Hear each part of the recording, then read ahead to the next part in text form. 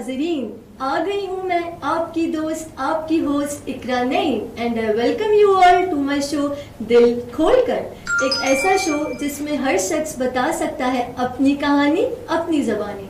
हमारी आज की एपिसोड का टॉपिक बहुत ही सेंसिटिव है मगर उतना ही ज़्यादा ज़रूरी है। Here I am talking about the pain of losing a loved one। ये एक ऐसा दुख है जो सब इंसानों की ज़िंदगी में ज़्यादातर आता है। हर इंसान के पास कुछ अनमोल और ख़ास रिश्ते होते हैं जिनका कोई नेमो बदल नहीं होता। इस एपिसोड में हम पर्टिकुलरली बात करेंगे about the life after losing your father. वो फादर जो हमें हर मुसीबत से बचाते हैं, वो फादर जो हमारे साथ हर कदम पे होते हैं। तो जब वही फादर हमारे आसपास नहीं होते तो ये ज़िंदगी तो बेरंग हो ही जाती है, मगर अफसोस के जो लोग होते हैं उनका रवैया भी बदल जाता है। हमारी आज की जो गेस्ट हैं उनकी कहानी कुछ इससे मिलती जुलती है। मैं चाहती हूँ कि वो अपनी बहादुरी की कहानी हमें बताएं और उस कहानी से उन तमाम लोगों को हौसला मिले और उम्मीद मिले जो इसी किस्म के दुख से गुजर रहे हैं। So with that, ख़वातीन एंड हजरात, लेट्स वेलकम मिस सैयदा मिना औसाफ। अस्सलाम वालेकुम। वालेकुम अस्सलाम। कैसी हैं आप मिना? अल्हम्दुलिल्लाह, आप बताएं। मैं भी बिल्कुल ठीक। सबसे पहले तो Mina, I am so sorry for your precious loss. अल्लाह ताला आपके बाबा को जन्नत में आला मकाम अता फरमाए इंशाअल्लाह। मिना, मैं आपकी शुक्रगुजार हूँ कि ये बहुत ही नाजुक टॉपिक है मगर आप आई और इस प्लेटफॉर्म पे आई और आपने सोचा कि आप इस पर बात करें। तो सबसे पहले तो मैं और हम सब आप पे बहुत हमें फ़ख्र है। We all are proud of you कि कैसे आपने ये जंग लड़ी। Thank you so much and I really appreciate your efforts because ये बहुत सेंसिटिव टॉपिक होता है ना। और सबसे बड़ी बात कि हर एक इंसान जो है इस चीज़ को नहीं उस तरीके से एक्सप्लेन कर पाता। बिल्कुल। तो बहुत सारी ऐसी चीज़ें होती हैं जिसको इंसान को जो है वो वक्त रहते हुए साथ लेकर जाना पड़ता है। बिल्कुल। Thank you so much.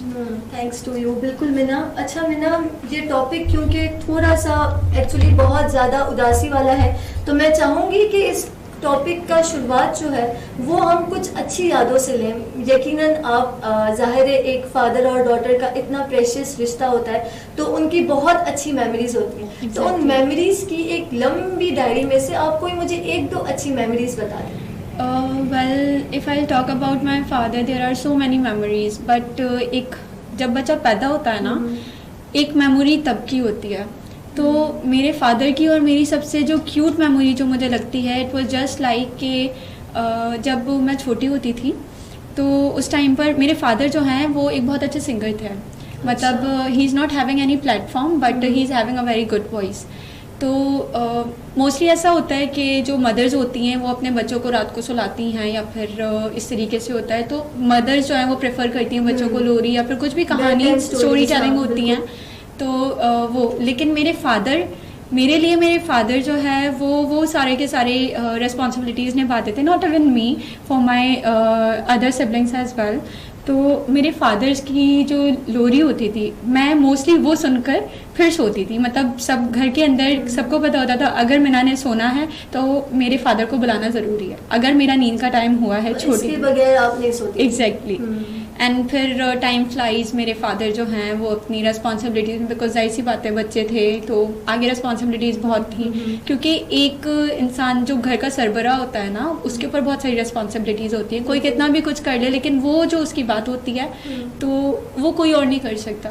तो फॉर दैट उनको हमसे थोड़ा सा ब्रेक लेना पड़ा। हालांकि उनको ये अच्छी नहीं लगती थी चीज़ लेकिन जाहिर सी बात है रिस्पॉन्सिबिलिटीज़ के लिए लेना पड़ता है। तो एक ये छोटी मेमोरी है एंड एक मेरी स्कूल कॉलेज है लेकिन बहुत ही प्यारी memory. Thank you so much. And इसके अलावा एक मेमोरी और है जो मेरे स्कूल टाइम्स की है, कॉलेज टाइम्स की है। वो ये कि जब मेरे फादर मुझे पिक करने के लिए आते थे आफ्टर स्कूल कॉलेज, तो मेरे स्कूल से, मेरे कॉलेज से, मेरे बहन भाइयों का जो स्कूल का जो पूरा का पूरा था ड्यूरेशन वहाँ तक पहुँचने का, तो पूरे दिन में जितना भी मैंने कुछ किया है ना, इवन अगर मैंने कोई शरारत की है या फिर if I have done anything जो मतलब यानी मुझे लगता है कि मुझे बताना है, तो मैं अब्बा जो है वो मेरे बाइक राइड कर रहे होते थे और मैं पीछे बैठ कर उनको सारी की सारी स्टोरी सुनाती थी। ये सही बात है। आप जब स्कूल से आते हो तो आप सारे दिन की कहानियां बाबा को उसी वक्त, हाँ, और उसी वक्त उनको भी एक्साइटमेंट होती होगी कि हम देखें कि हमारे बच्चे का पूरा दिन कैसा गुजरा है।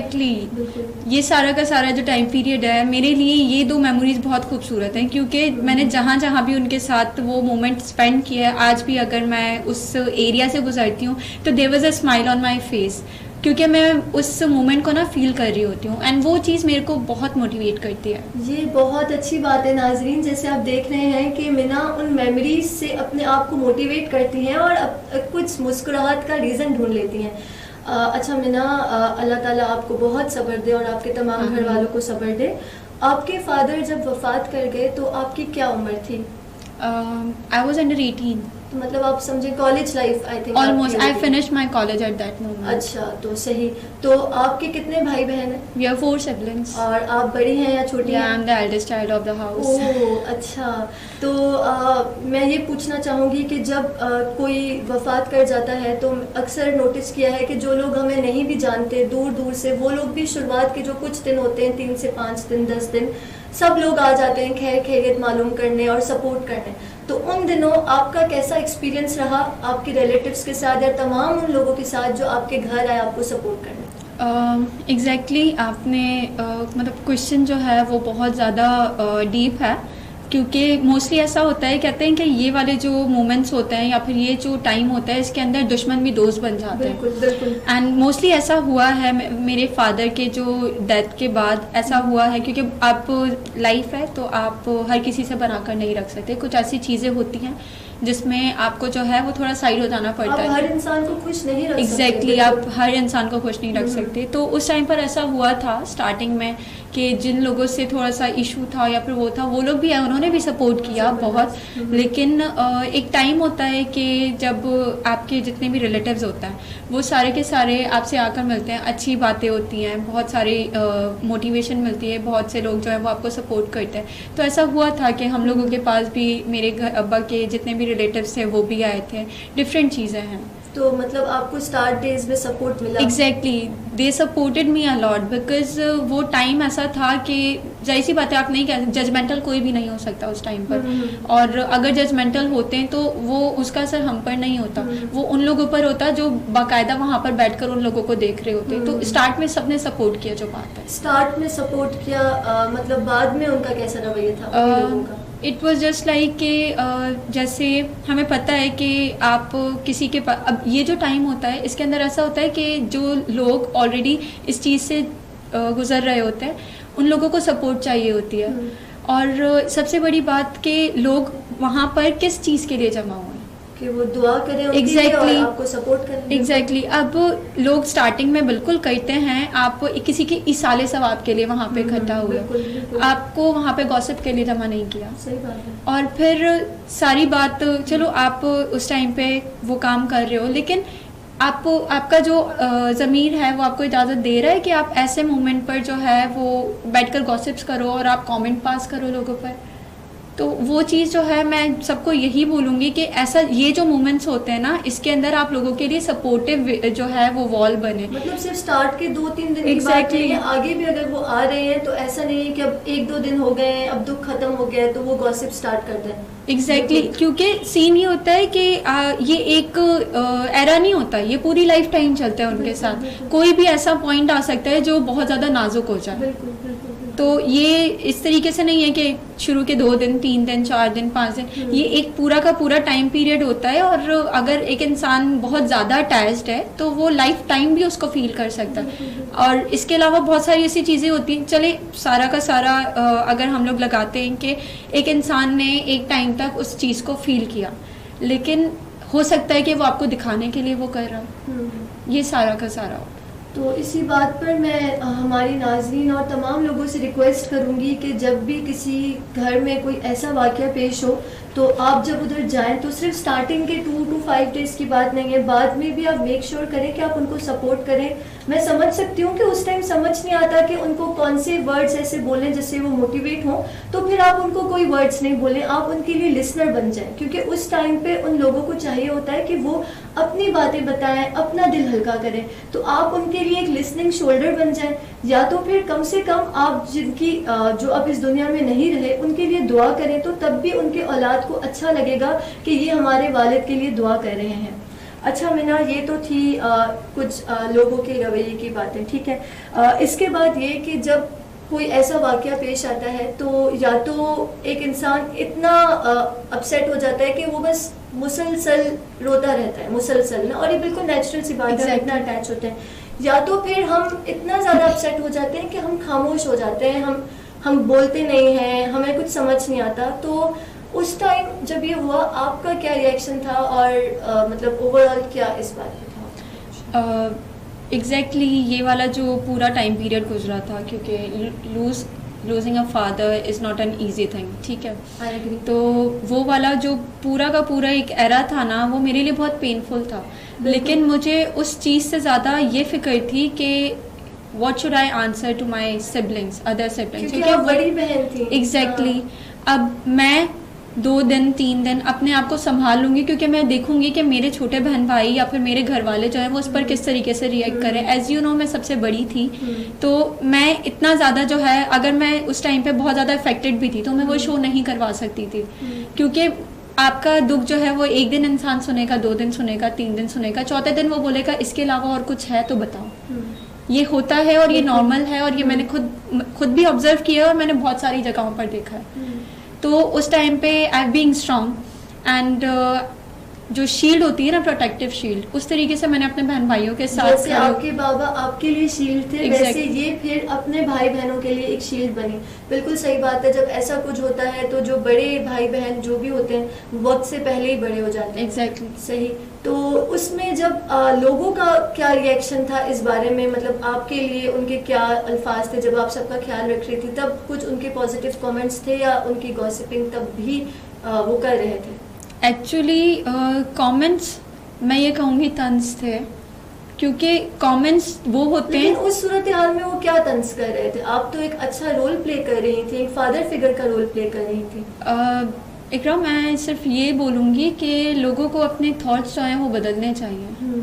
अगर एक इंसान आपके सामने हंस खेल रहा है, इसका मतलब ये नहीं है कि उसके पास किसी को खोने का दुख नहीं है। लोग जो है वो हार्टलेस होते जा रहे हैं मेरे ख्याल से, क्योंकि उस टाइम पर मैंने वो स्टेप लिया क्योंकि मैं बहुत सारी चीज़ें देख रही थी। और आपको पता है, एक जो बड़ा जो बच्चा होता है उसको सिर्फ अपने बहन भाइयों को लेकर नहीं चलना होता, उसको देखना होता है कि पीछे जो चीज़ बच गई है उसके अंदर उसके पास क्या क्या चीज़ें हैं और किस तरीके से उसको टाइम एडजस्ट करना है। तो उस टाइम पर जब उस टाइम पे तो उस टाइम पर कमेंट देखकर और उस टाइम पर उनका रिएक्शन देखकर ना, लिटरली मुझे बहुत दुख होता था, क्योंकि उनके जो कमेंट्स होते थे या फिर उनके जो तंज होते थे, जो मैं कहूँगी रियल में, वो ये होते थे कि कहाँ दुख है, हंस खेल रही है, बच्चों से बात कर रही है, यहाँ जा रही है, वो कर रही है। उनको वो दिख रहा था जो मैं उन्हें दिखाना चाह रही थी। में भी वो जज कर रहे थे, एग्जैक्टली, पॉजिटिवली इनकरेज कर रहे। और सेम चीज़ सिर्फ मुझे जज नहीं कर रहे थे, जाहिर सी बात है मेरे बहन भाई बहुत छोटे थे उस टाइम पर, तो देवर क्वाइट अटैच। उनको जब मेरे फादर की डेथ हुई थी तो उस टाइम पर मेरे बहन भाई स्कूल थे, एंड मुझे पता चला था मेरा भाई जो मुझसे मेरे बाद है वो मम्मा के साथ था हॉस्पिटल में।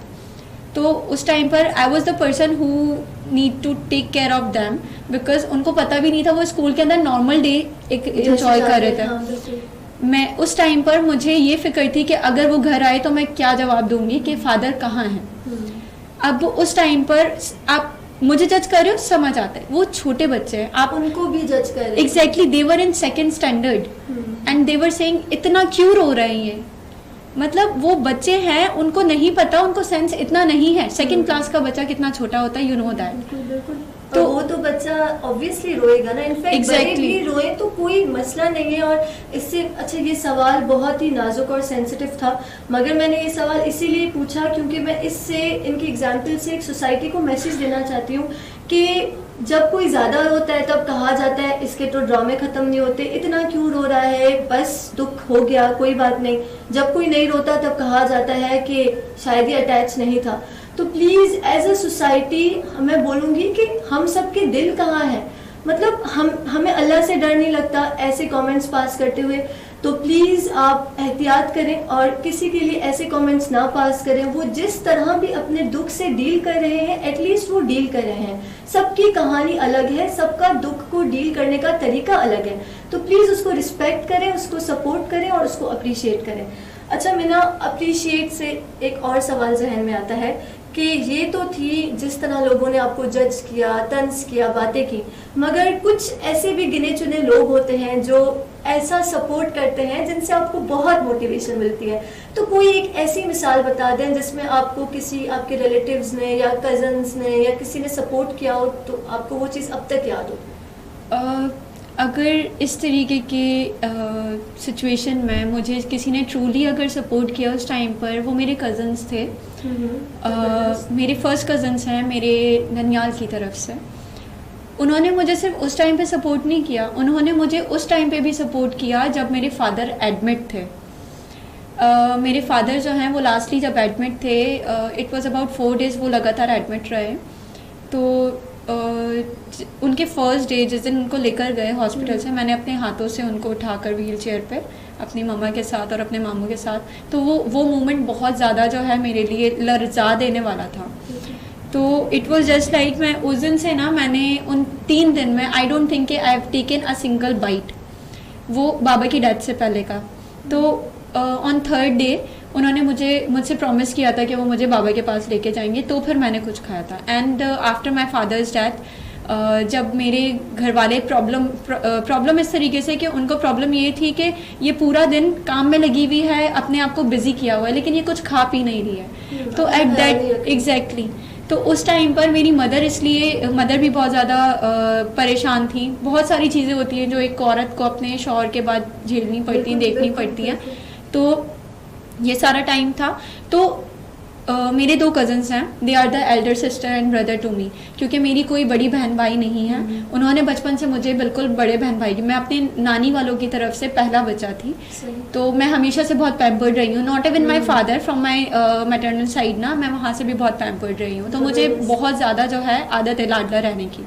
तो उन्होंने हमेशा मुझे बिल्कुल ऐसे सपोर्ट किया जैसे कोई अपने छोटे सगे बहन भाई को करता है। यू डोंट इवन बिलीव, मुझे नहीं लगता कि किसी के कज़न्स इस तरीके से करते हैं, लेकिन वो मुझे अकेले लेकर जाते थे, किसी को नहीं पता होता था, वो मुझे अकेले ले जाके अपने हाथों से खाना खिलाते थे। अच्छा, yeah I will definitely take their names, Aamir भाई एंड नूरुज बाजी। मैं उन दोनों की बहुत बहुत बहुत ज़्यादा थैंकफुल हूँ उन दोनों से, क्योंकि वो दोनों मेरे लिए अभी, वो दोनों के दोनों मेरे लिए इंस्पिरेशन है। क्यों उन्होंने मुझे इतना मोटिवेट किया है कि मैं बता नहीं सकती। अगर मैं थैंकफुल हूँ बहुत सारी चीज़ों की, तो उनमें से एक ये लोग भी हैं। ज़बरदस्त। मैं ये कहना चाहूँगी, जैसे इनके कज़न्स ने पॉजिटिव रोल प्ले किया, वैसे किसी ना किसी ज़िंदगी में हम भी इनकी कज़न्स की तरह किसी के लिए रोल प्ले कर सकते हैं। मैं जानती हूँ हम उनको कुछ अल्फाज कहकर उनका वो जो लॉस है वो इंसान तो वापस नहीं ला सकते, मगर क्या पता अपनी केयर से, अपने थोड़े से एफर्ट से उनके चेहरे पे स्माइल ला सकते हैं, और वो स्माइल उनकी मोटिवेशन का रीज़न होगा। और जैसे इनको वो चीज़ अब तक याद है, तो वो चीज़ फिर याद रह जाती है जहनों में। तो ये भी एक पॉजिटिव एग्जाम्पल्स हैं। तो मैं उम्मीद करती हूँ ये थोड़ी सी एक पॉजिटिव एग्जाम्पल सुनकर हम सबको पता चला होगा कि हम भी पॉजिटिविटी फैला सकते हैं। बातों का सिलसिला तो जारी रहेगा, मगर वक्त होता है एक ब्रेक का, तो ब्रेक लीजिए, कहीं मत जाइए, दिल खोलकर जल्दी वापस आइए।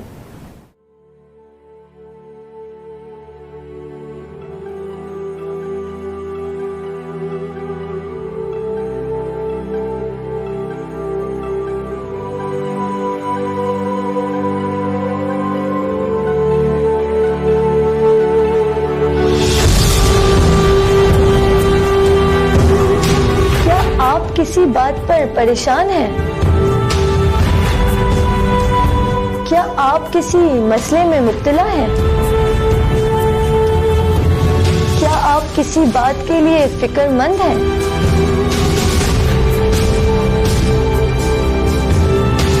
जैसे पेट में दर्द होता है ज्यादा खाने से, वैसे ही दिल का बोझ बढ़ता है अकेले रहने से। तो छोड़ दें अपनी सारी फिक्रें और परेशानियां, क्योंकि आ गई हूं मैं इकरा नईम एक शो लेकर जिसका नाम है दिल खोलकर।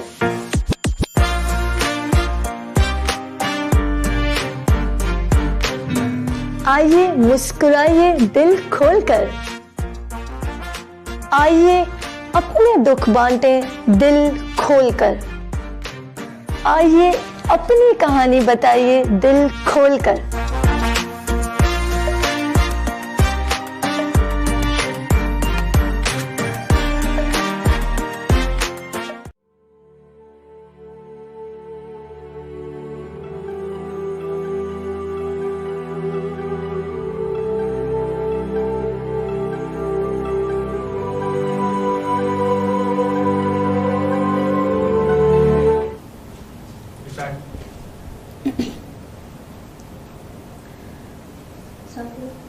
Welcome back to my show दिल खोलकर। तो हम बातों का सिलसिला जारी करते हैं। तो मिस मीना, हम बात कर रहे थे कैसे उन्होंने आपको पॉजिटिवली सपोर्ट किया। अच्छा मीना, जब घर के सरबराह नहीं होते तो घर के हालात थोड़े से तब्दील हो जाते हैं, स्ट्रगल्स भी बढ़ जाते हैं, तो इंडिविजुअल और कलेक्टिव रिस्पॉन्सिबिलिटीज में इजाफा हो जाता है। तो इस बारे में आप क्या कहना चाहेंगी? लाइक आपके जैसे आपके बाद आपके भाई भी थे, आप थी, सब थे, तो इस बारे में आप क्या कहना चाहेंगे? एज यू नो कि फादर वो जो है एक तरीके से हमारे लिए वॉल थे, ठीक है। और जाहिर सी बात है, जब घर का सरबराह नहीं रहता तो बहुत से सवालात उठते हैं और हर एक चीज़ मैनेज करना बहुत मुश्किल हो जाता है। और मेरी मदर ने बहुत हद तक मैनेज किया है, लेकिन जाहिर सी बात है एक औरत को भी सपोर्ट चाहिए होता है, फिर चाहे वो बेटे की शक्ल में हो या हर इंसान को सपोर्ट चाहिए होता है, कोई भी इंसान अकेले कुछ नहीं कर सकता। एग्जैक्टली। तो उस टाइम पर मेरा छोटा भाई मुझसे छोटा है, लेकिन अभी मुझे ऐसा लगता है कि वो मुझसे बड़ा हो गया है, इसलिए क्योंकि उसने कब कहाँ कैसे किस तरीके से वो जगह जो है वो रीफिल करने की कोशिश की है, अपने आप को एडजस्ट करने की कोशिश की है उसने, और वो सारी रेस्पॉन्सिबिलिटीज़ भरपूर तरीके से निभाने की कोशिश की है जो मेरे फादर निभाया करते थे। मतलब वही बात है ना कि जब घर के सरबराह नहीं रहते तो जो बड़े भाई हो या बड़ी बहन हो वो वक्त से पहले बड़े एग्जैक्टली। और वो वक्त से पहले, मतलब जिस टाइम पे मेरे फादर की डेथ हुई है मैं बहुत ज़्यादा कमज़ोर थी, वो मुझसे ज़्यादा कमज़ोर था, लेकिन उसको बाइक चलानी नहीं आती थी। पिक एंड ड्रॉप मुझे, मम्मा को, बहन भाइयों को, everything he do it by his own. पहले ये पिक एंड ड्रॉप आपके बाबा करते थे, Exactly. फिर आपके भाई करते थे। वो इतने से होता हुआ वो इतना हो गया और इतनी सारी रेस्पॉन्सिबिलिटीज़ को उसने खुद ही, हमें नहीं पता होता था। मोस्टली ऐसा होता था कि उसके एक्सीडेंट्स भी होते थे, लेकिन हमें नहीं पता होता था। वो रात में मैं, परीसा, हम दोनों में से मेरी बहन जो है, हम अगर कोई जाग रहा है और रात में वो बैठकर कुछ बैंडेड वगैरह करे तो हमें पता चलता थे। अच्छा। मतलब अब आप खुद अंदाज़ा लगा सकते हो कि बाप ना हो तो एक बेटा घर का, भले वो छोटा हो, कितनी जल्दी बड़ा हो जाता है। बिल्कुल।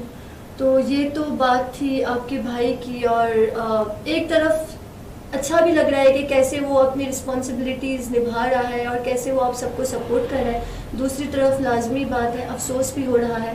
तो ये आपके भाई की बात थी। आपने जैसे मुझे कुछ देर पर्दे के पीछे बताया कि आपने कुछ स्टडी का गैप लिया था 1-2 ईयर्स का, आई थिंक, तो उसकी क्या वजूहत थी और फिर आपने स्टडीज़ कंटिन्यू की, तो इसके बारे में प्लीज़ आप थोड़ा बताएं। मेरे फादर की डेथ के बाद स्टडीज़ गैप इसलिए मुझे लेना पड़ा क्योंकि एक तो एज यू नो कि मेरे बहन भाई बहुत छोटे थे उस टाइम पे, और बाबा की डेथ के बाद मम्मा को जो है वो इद्दत पूरी करनी थी। तो उस टाइम पर ऐसा था कि we were living at our nani's home, तो कुछ प्रोसेस इस तरीके का था कि मुझे गैप लेना पड़ा। हालांकि I was preparing for entry test, but उस टाइम पे मैंने ब्रेक लिया। लेकिन जैसे ही ये टाइम पीरियड पूरा चलता रहा, आई रियलाइज़ के वेयर आई एम गोइंग, क्योंकि मेरे फादर जो हैं उन्होंने मुझे इस तरीके से रहने को नहीं कहा था। वो मुझे जो ड्रीम्स थे एग्जैक्टली वो मुझे आगे बढ़ते हुए देखना चाहते थे। फिर आई रियलाइज़ के मैं कुछ गलत कर रही हूँ। फिर मैंने जो है वो तकरीबन 5 से 7 महीने के बाद अपनी स्टडी दोबारा स्टार्ट की, क्योंकि मैं नहीं चाहती थी कि कल को अगर एज यू नो कि हम हर एक चीज़ फ़ानी है, कल को अगर मैं उनको जवाब देती हूँ तो उनका फर्स्ट सवाल ये होगा मैंने क्या बोला था। तो जाहिर सी बात है मैं चाहती हूँ कि मैं उनको बताऊँ कि नहीं, मैंने बहुत कुछ किया है, तो इसलिए मैंने अपनी स्टडी जो है वो दोबारा स्टार्ट की, और इसमें भी मेरे भाई ने मुझे बहुत सपोर्ट किया। माशाल्लाह से आई मस्ट से कि आप बहुत बहुत बहुत ज़्यादा स्ट्रांग हैं, और आप जैसे जैसे मैं आपकी कहानी सुन रही हूँ मुझे और ज़्यादा आप पे फख्र हो रहा है Meena, proud of thank you so much. अच्छा मीना, तो आपकी फिर स्टडीज़ यूनिवर्सिटी लाइफ जब कंप्लीट हो गई तो फिर आता है प्रोफेशनल लाइफ का स्टेज, तो वो कैसे स्टार्ट हुआ, आपकी फर्स्ट जॉब, उसके बारे में थोड़ा बता दें। मैं जब ग्रेजुएशन मेरी कंप्लीट हुई, it was about April, graduation complete हुई, उसके बाद मतलब विद इन 2 और 3 मंथ्स ना I got my job, like अपने बैच में I was the first person जिसको इतनी जल्दी जो है जॉब मिली थी। और सबसे ज़्यादा बड़ी बात ये थी कि एक होता है ना कि जब एक इंसान स्ट्रगल के लिए निकलता है तो वो कोशिश करता है कि यार कहीं से सोर्स वगैरह लग जाए, तो मेरे लिए ये था कि मैंने हर चीज़ अपने ओन पर हासिल की है, अपने मेहनत से। एग्जैक्टली मुझे ज़रूरत नहीं पड़ी लाइफ में आज तक अल्हम्दुलिल्लाह कि मैं किसी से बोलूँ यार आगे सोर्स लगवा दो, क्योंकि वो चीज़ मुझे करनी नहीं है ना, जब हर चीज़ अपने बलबूते पे हासिल करनी है। अब मेरे फादर ने हमेशा बताया है कि बेटा हमेशा ना देने वाले बनो, कभी आप जो है वो किसी से कभी ऐसा मौका नहीं आने देना कि आपको किसी से कुछ लेना पड़े। तो मैंने अपनी जो है वो जॉब स्टार्ट की इन अगस्त, मेरी अगस्त 2019 5 अगस्त था, और 2019 मुझे डेट अभी तक याद है, तो वो मेरा फर्स्ट डे था ज्वाइनिंग का। मैंने जॉब स्टार्ट की, जॉब स्टार्ट करने के बाद अल्हम्दुलिल्लाह तब से मैं जॉब कर रही हूँ। तो जॉब से जैसे आपने कहा कि हाथ देने वाले होने चाहिए, और जॉब की हमने बात की, तो सबसे पहले ये चीज़ माइंड में आती है कि आपकी जो फर्स्ट डे तो जॉब का था, फर्स्ट डे जो आपकी सैलरी का था, तब आपने कैसा महसूस किया कि आपने फाइनली अपने फादर का ड्रीम पूरा किया और आपके हाथों में सैलरी थी, पूरी ज़िंदगी जो उन्होंने आपको सिखाया, पढ़ाया, लिखाया, फाइनली आज आप कुछ बन गए। एक जो टाइम था ना वो बहुत प्रीशियस सा था, वो मतलब ऐसा था कि ऐसा लग रहा था मेरे सारे के सारे जो एक तरीके से सब्र है ना उसका फल मुझे मिल गया हो। लेकिन वो सारा का सारा जिस इंसान को मैं दिखाना चाहती थी, जिस इंसान ने मुझे इसके लिए प्रिपेयर किया था, जो मुझसे ज़्यादा खुश होता अगर उस टाइम पर होता, तो वो नहीं था मेरे पास।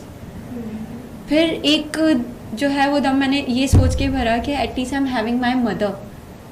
तो after my first salary I shown it to my mother, and मतलब मेरी सैलरी के फ़ौरन बाद मेरी मदर की बर्थडे आती है, तो विद दैट सैलरी अमाउंट मैंने अपनी मदर के लिए लाइफ में अपनी, क्योंकि बचपन से हम लोग पॉकेट मनी लेते हैं मम्मा से और उनके लिए गिफ्ट लेते हैं, एग्जैक्टली पॉकेट मनी मतलब बढ़नी चाहिए, ये होनी चाहिए, और उन्हीं से ली हुई पॉकेट मनी से उन्हीं के लिए गिफ्ट ले लेते हैं। तो this was the first time जब मैंने अपनी खुद की सैलरी से मम्मा के लिए अपने कमाए हुए पैसों से पहली दफ़ा कोई गिफ्ट लिया था। जबरदस्त, बेहतरीन। That was the proud moment for me. बस ये था proud moment for us too, for you. Thank you. Meena, आपकी ये बात से मैं बिल्कुल अंडरस्टैंड भी करती हूँ और रिलेट भी कर सकती हूँ, क्योंकि जैसे मैंने आपको कुछ काफ़ी देर पहले बताया था पर्दे के पीछे कि मेरी भी अम्मी मेरे साथ नहीं है, तो पूरी ज़िंदगी जब भी वो मेरी ख्वाहिशात पूरी करती थी, क्योंकि मेरी अम्मी मतलब ज़्यादा इन चीज़ों को देखती थी कि इकरा को ये ड्रेस चाहिए, नहीं मैं कहती थी अम्मी नहीं मुझे महंगा वाला ड्रेस चाहिए, मुझे फिर मैचिंग शूज़, मैचिंग बहुत ज़्यादा करती है। एग्जैक्टली। तो जब ये सब चीज़ें ना अम्मी पता नहीं कहाँ से एक्स्ट्रा टाइम मेहनत करके ये सब पैसे अर्न करती थी कि मेरी ख्वाहिशात पूरी हो, तो मैं उनको हमेशा बोलती थी कि अम्मी आप मेरा इतना ख्याल रखनी है, तो जब मेरा वक्त आएगा तो मैं भी आपकी सारी विशेष पूरी करूँगी। लेकिन जब सैलरी हाथ में आई तो वो नहीं थी। एग्जैक्टली। तो बस ये होता है कि ज़रूर हमें फील होता है, लेकिन फिर हमें याद आता है कि हमारे पास दूसरे पेरेंट्स हैं हमारे अबाउट दैट। एग्जैक्टली। तो फिर मैंने भी यही किया कि उनके लिए मैंने गिफ्ट लिया और फिर अपने आप को ऐसे हौसला दिया।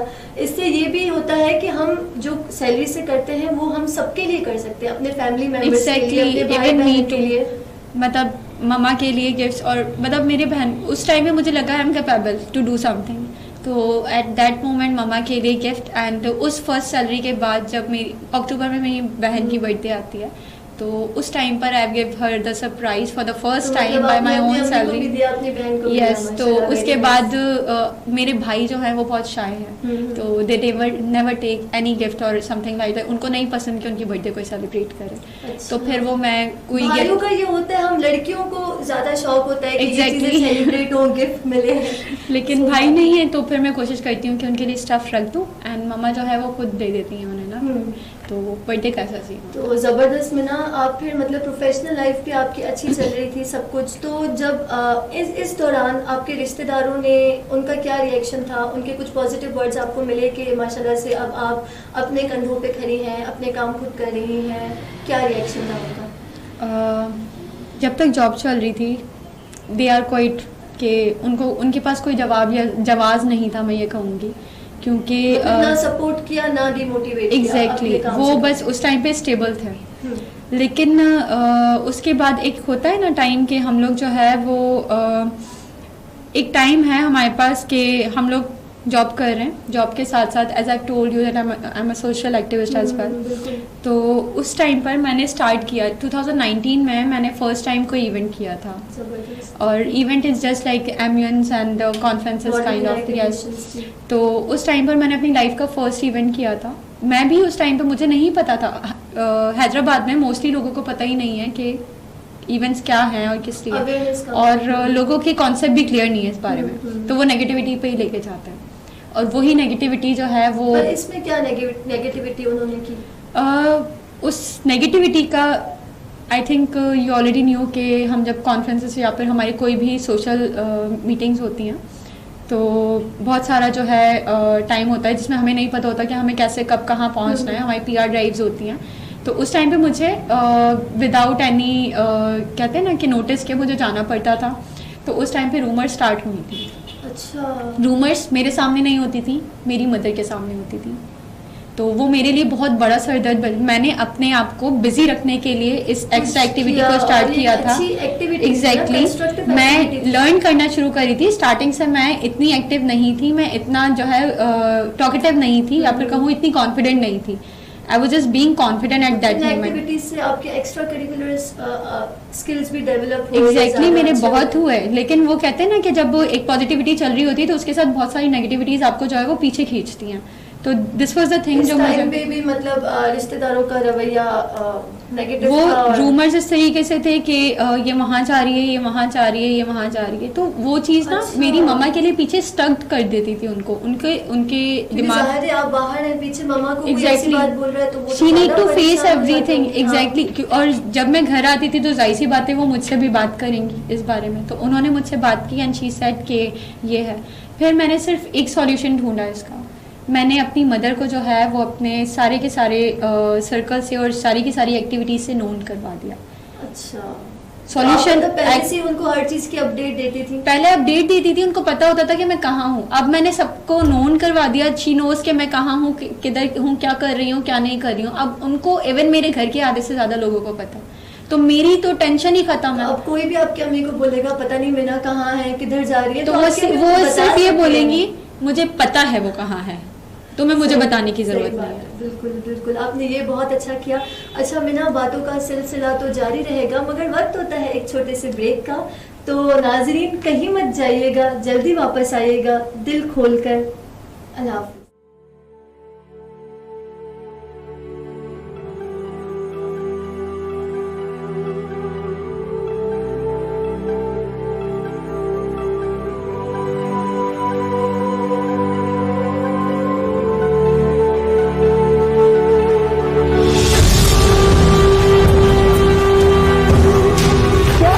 किसी बात पर परेशान हैं? क्या आप किसी मसले में मुब्तला हैं? क्या आप किसी बात के लिए फिक्रमंद हैं?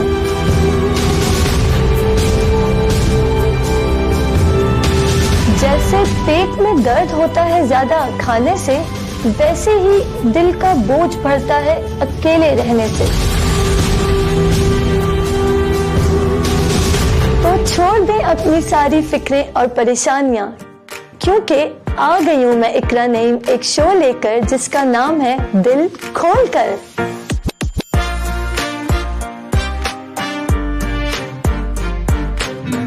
आइए मुस्कुराइए दिल खोलकर, आइए अपने दुख बांटें दिल खोलकर, आइए अपनी कहानी बताइए दिल खोलकर।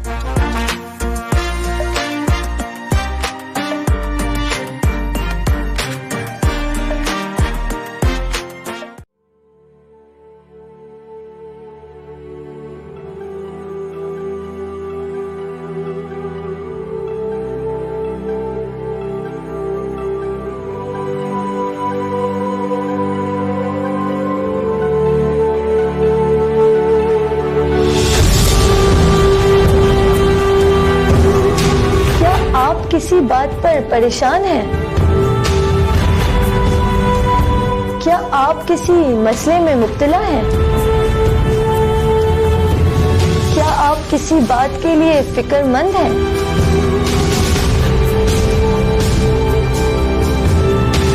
जैसे पेट में दर्द होता है ज्यादा खाने से, वैसे ही दिल का बोझ बढ़ता है अकेले रहने से। तो छोड़ दें अपनी सारी फिक्रें और परेशानियां, क्योंकि आ गई हूं मैं इकरा नईम एक शो लेकर जिसका नाम है दिल खोल कर।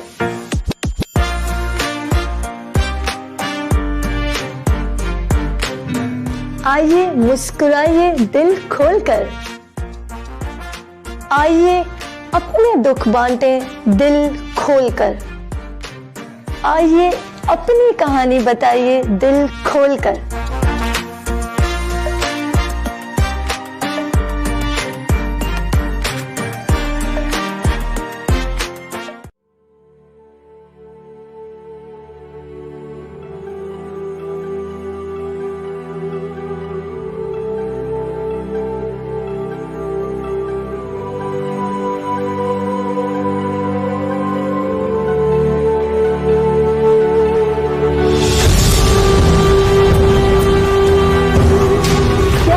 किसी बात पर परेशान हैं?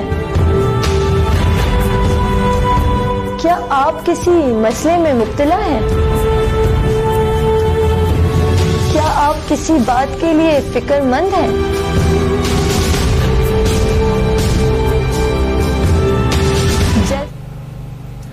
Welcome back to my show दिल खोल कर। तो हम बात कर रहे थे इनसे कि कैसे जब ये इवेंट्स में जाने लगी ताकि ये स्किल्स लर्न करें और अपना कॉन्फिडेंस डेवलप करें, तब भी लोगों ने इनको सुकून से ना रहने दिया और इनको कुछ नहीं कह सके। तो इनकी अम्मी को कहते थे कि मिना कहाँ जा रही है, आप नज़र रखें। तो ऐसे रवैयों से और ज़्यादा परेशानियाँ होती हैं, मगर इनका सॉल्यूशन भी बहुत अच्छा था कि इन्होंने हर चीज़ अम्मी को पहले से ही बताई हुई थी ताकि कोई भी इशू ना हो आगे। एग्जैक्टली क्योंकि प्रॉब्लम यही थी ना, उनको लगता था कि मेरी मदर अवेयर नहीं है इस चीज़ से। मैंने वो सिरे से ही बात ख़त्म कर दी।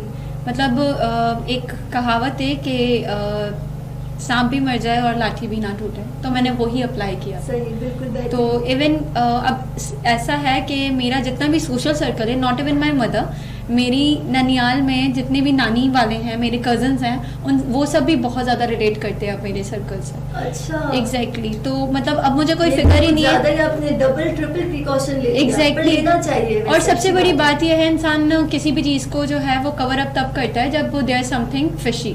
तो ऐसा कुछ था नहीं, आई वाज जस्ट लर्निंग। सबको बता सकती हूँ। एग्जैक्टली। तो अच्छी चीज़ है। हाँ, तो हर चीज़ खुली है। बिल्कुल। और मैं खुद एक बकौल मेरी एक खुली किताब तो it was something like that. सही।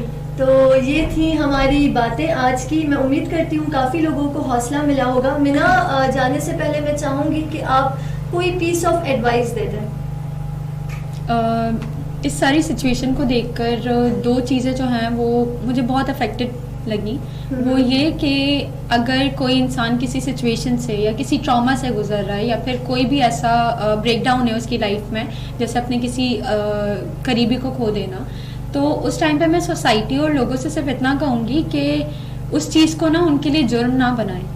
वो चीज़ जुर्म नहीं है, वो लोग उस चीज़ से सरवाइव कैसे कर रहे हैं उसमें उनकी हेल्प करें, क्योंकि लोगों को नहीं पता होता कि वो किस तरीके से उसको उस टाइम पर सिचुएशन को हैंडल करें।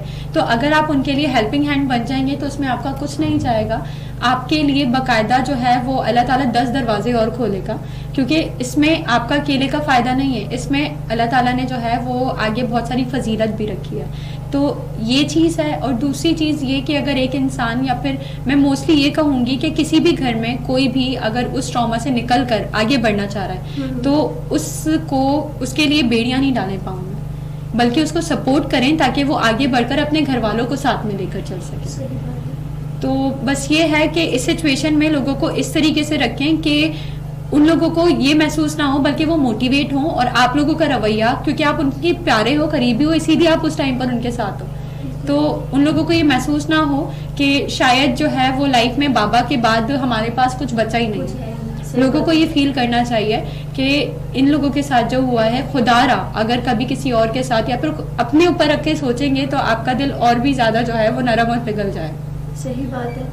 तो मीना, सबसे पहले तो अगेन आई वुड रिपीट कि I am proud of you और आपकी तमाम फैमिली मेम्बर्स से कि आप इन डिफ़िकल्ट हालात से कैसे कोप अप कर रही हैं, और मैं शुक्रगुजार हूँ कि आज आप हमारे पास आई और आपने अपनी कहानी बताई। मैं बहुत ज़्यादा थैंकफुल हूँ आप लोगों की, क्योंकि इस टॉपिक पर बात करना हर किसी को जो है वो नहीं इतना जो है प्रॉपर लगता है, लेकिन आप लोगों ने मुझे इनवाइट किया, मुझे इस हिसाब से इस तरीके से कैपेबल समझा कि मैं इस पर बात कर सकती हूँ, तो वो मेरे लिए बहुत बड़ी बात है। तो thank you so much for inviting me. You are most welcome Meena. ख़वातीन और हज़रात, जाते जाते मैं ये कहूँगी कि तमाम वो लोग जो इस किस्म के दुख से गुजर रहे हैं और सोच रहे हैं कि सारी ज़िंदगी, चाहे उनके वालिद हों या वालिदा हों, और उनमें से अब कोई नहीं है, तो वो सोच रहे हैं कि सारी ज़िंदगी उन्होंने हमारे लिए इतना कुछ किया मगर हम तो रिटर्न में कुछ कर ही नहीं सके, तो वो ये ना सोचें, क्योंकि जब वालिदीन जाते हैं ना तो वो अपने साथ अपने एमाल ले जाते हैं, और जो औलाद के एमाल होते हैं ना वो भी उनके लिए सदका जारिया होते हैं। तो आप बाकियों से हुस्न सलूक करें, आप उनकी रिस्पेक्ट करें, उनसे अच्छे से पेश आएँ, आप कुरान पढ़ें, आप नमाजें पढ़ें, आप नेक राह पे चलें, तो आपके ये जो एमाल है ना, इन सब का सवाब भी आपके वालिदीन को मिलेगा, क्योंकि उन्होंने ही आपको तरबियत दी है, उन्होंने ही आपको सही और गलत का फ़र्क समझाया है। तो आप सब मुझसे एक प्रॉमिस करें कि अब आप अपसेट नहीं होंगे, और अगर अपसेट हैं भी मगर फिर भी आप मेक श्योर करेंगे कि आप अपने वालिदीन के लिए बेस्ट सदका जारिया बनेंगे। तो promise? Okay, thank you for this promise. मैं उम्मीद करती हूँ कि तमाम वो लोग जो इस दुख से गुजर रहे हैं वो इस पर काम करेंगे, और जो अर्न कर रहे हैं, जिनकी इनकम अच्छी है, तो वो चाहें तो वाटर पंप भी लगवा सकते हैं, क्योंकि वो भी एक बहुत ही अच्छा सदका जारिया है। तो चलिए जी, अब मैं लूँगी आपसे इजाज़त, जल्द मुलाकात होगी, तब तक के लिए मुस्कुराइए दिल खोल कर, अपना ख्याल रखें दिल खोल कर। अल्लाह हाफिज़।